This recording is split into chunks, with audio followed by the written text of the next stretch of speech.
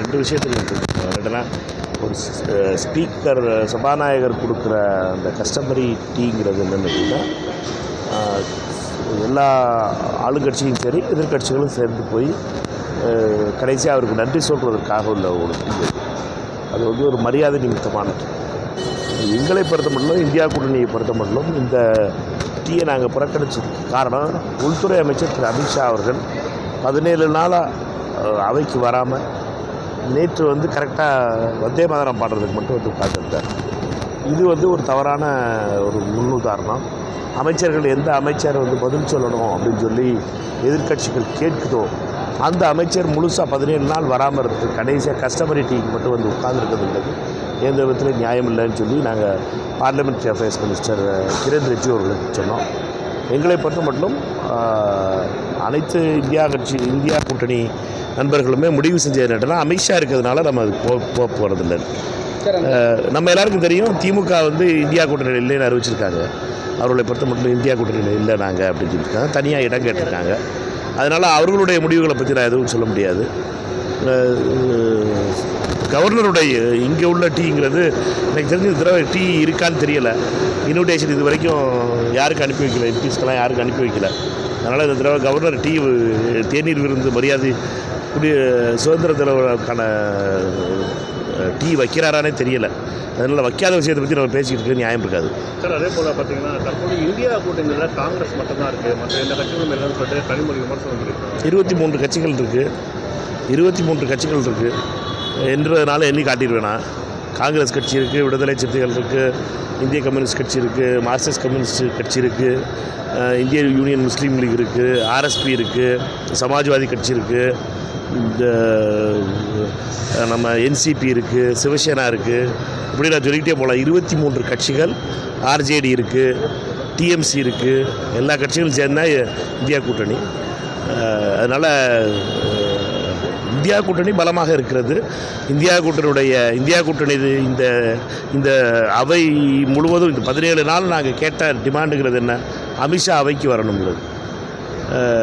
அதை மட்டும்தான் நாங்கள் கேட்டுக்கிட்டோம். அமித்ஷா அவைக்கு வரணும், மோடி மன்னிப்பு கேட்கணும், குழந்தைகள்கிட்ட யார் மேலே அட்டாக் வந்துச்சோம். மற்ற எல்லாரும் என்ன கேட்டாங்கிறது அவங்களுக்கு தான் தெரியும். அவர்களை பொறுத்த மட்டும் 23 கட்சிகளும் ஒற்றுமையோடு இந்தியா கூட்டணி ஒற்றுமையாக இருந்து இந்த முறை அரசாங்கத்தை தலைகுனிய வச்சுருக்கிறோம். அரசாங்கத்தினுடைய ஆணவத்தை தலைகுனிய வச்சுருக்கோம். மக்கள் மன்றத்தில் முதல் முறையாக மோடி அரசு மிகப்பெரிய அளவில் அழுத்தத்துக்கு உள்ளாக்கப்பட்டிருக்கு. மோடி அரசுக்கும் அமித்ஷாவுக்கும் சரி என்ன செய்வது என்று தெரியாமல் அவர்கள் முழிக்கின்ற அளவுக்கு தள்ளி இருக்கிறோம். இது இந்தியா கூட்டணியுடைய வெற்றியாக பார்க்கும் சார். அதே போல் தற்போது பார்த்தீங்கன்னா தாவேக அரசு ஆட்சி அமைச்சு 100 நாள் ஆகும்போது அவங்களுக்கு நீங்கள் என்ன மாறுபடுத்துங்க ஆட்சி எப்படி பார்க்கணும்? ஒரு ஊழலை குறைச்சிருக்காங்க பெரிய விதத்தில். நேர்மையான ஆட்சிங்கிற ஒரு நம்பிக்கை வந்திருக்கு மக்களுக்கு. தமிழ்நாட்டுக்கு முதலீடுகள் எந்த ஒரு ஊழலும் லஞ்சமும் இல்லாமல் வருவதற்கான வாய்ப்புகள் நிறையா தெரியுது. 1 லட்சம் கோடி ரூபாய்க்கான இன்வெஸ்ட்மெண்ட் வந்திருக்கதா நேற்று முதலமைச்சர் அவர்களுடைய அந்த விழாவில் தொழில்துறை அமைச்சர் அறிவித்தாங்க. அதனால் என்னை பொறுத்த வரைக்கும் தமிழ்நாட்டுடைய இந்த துவக்கம் என்பது நம்பிக்கையான துவக்கம். அவர் சொன்ன கடன் தமிழ்நாட்டுடைய கடன் குடியிருக்கு. அதனால் தமிழ்நாட்டினுடைய அரசுக்கு வர வேண்டிய வருவாய் வந்து லீக் ஆகி வெளியில் போய்கிட்டுருக்கு, தனிநபர்களுக்கு போய்கிட்டுருக்கு, ஊழலும் லஞ்சமாக போயிட்டுருக்கு. அதை குறைச்சாவே தமிழக மக்களுக்கு நல்ல திட்டங்களை கொண்டு வர முடியுங்கிறது முதலமைச்சருடைய எண்ணம். அந்த எண்ணத்தினுடைய முதல் படிகளை எடுத்து வச்சுருக்காங்க சார். தாவேக ஆட்சியில் போதைப் பொருட்களோட கட்டுப்படுத்தியில் இருக்கும். அதுக்கு முன்னாடி பயணிகள் வந்து செஞ்சுட்டு போனால் தாவேக ஆட்சி சொன்னாலும் கோவையில் கஞ்சா அந்த விவகாரம் தொடர்பாக ஒரு கல்லூரி மாணவர் வந்து கொலை செய்யப்பட்டிருக்காரு.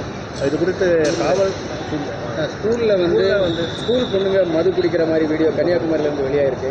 ஒரு 4 வயசு சிறுமியை கற்பழிக்க போய் அவங்க பாட்டியை துரத்தி வெட்டின வீடியோ வெளியாகிருக்கு. இது இந்த சட்டம் ஒழுங்காக இருக்கட்டும், மாணவர்கள் மத்தியில் இந்த போதைப் புலி விழிப்புணர்வாக இருக்கட்டும், இது எப்படி இருக்குன்னு பார்க்குறீங்க? என்ன மாதிரியான நடவடிக்கை தேவைன்னு நினைக்கிறீங்க? இது பல ஆண்டுகளாக சீரழிந்த தமிழகத்தினுடைய கலாச்சாரம் 2 அரசுகளுடைய மெத்தனத்தால் வந்து ரொம்ப மிகப்பெரிய அளவில் சீரழிஞ்சிருக்கு. இதை சரி செய்வதற்காக முதலமைச்சர் முழு முயற்சி எடுத்துக்கிட்டு இருக்காரு. அதற்கு நம்ம டைம் கொடுக்கணும். நம்மை பொறுத்த மட்டும் அவர்களுடைய முன்னெடுப்புகள் எல்லாம் அதற்காக பயன்படுத்தும். என்னை பொறுத்த மட்டும் இந்த இப்போ நடந்திருக்கக்கூடியவைகளையும் தவிர்க்கப்பட வேண்டும். திரு விஜய் அவர்களுடைய அந்த இன்டென்ட்டை நம்ம வந்து குறை சொல்ல முடியாது. அவர்களுடைய அரசாங்கத்தினுடைய எண்ணம் என்பது எந்த விதத்திலையும் டாலரன்ஸ் இருக்கக்கூடாது, இந்த விஷயத்தில் ஜீரோ டாலரன்ஸோடு நம்ம வந்து ட்ரக்ஸ் அப்ரோச் பண்ணணும் அப்படிங்கிறத வந்து முதலமைச்சர் வந்து ரொம்ப தெளிவாக சொல்லியிருக்காரு.